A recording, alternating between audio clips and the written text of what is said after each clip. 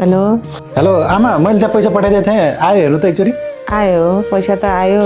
आमा तपाईँको खातामा 50 लाख आउँछ होइन अनि त्यो पैसा चाहिँ मलाई तुरन्त पठाइदिनु फेरि तपाईँको खातामा भयो भने यताउति होला फेरि दायाँ बायाँ होला तपाईँले थाहा नपाउला त मलाई तुरन्त हालिदिनु लाउनु त्यहाँ ल पैसा पनि आयो तिमीहरूको चालचलन व्यवहारले पनि मैले बुझेँ अब मलाई आमा भनेर फोन गर्नु नि पर्दैन पैसा पठाउनु नि पर्दैन भयो ल निराश नहुनु आमा त्यसरी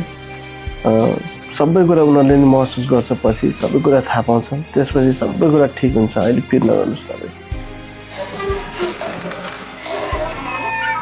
अहिलेसम्म जानु भएको छैन तपाईँ ब्याङ्कको मान्छे जान लाग्यो भाइ अब जान नि लाएँ र यो कागज पनि मैले फेरि फिर्ता लगेँ है आमा किन भन्दाखेरि पैसा आयो नि त दाइले पैसा पठायो अहिले र दाजु र भाइ भनेको नङ र मासु जस्तो हुनुपर्थ्यो हेर भाइ तिमीहरूले मिलेर घरमा कसरी सङ्कट चलिरहेको त्यसलाई कसरी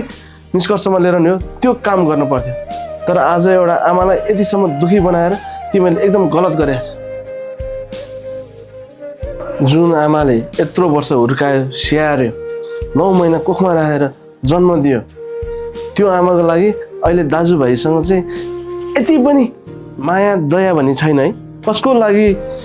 यत्रो लोन लिएको थियो दाइको लागि मात्र होइन नि दाइ बन्नु भाइ बन्नु आमाको लागि दाजुभाइको लागि स्वार्थ छ र छैन नि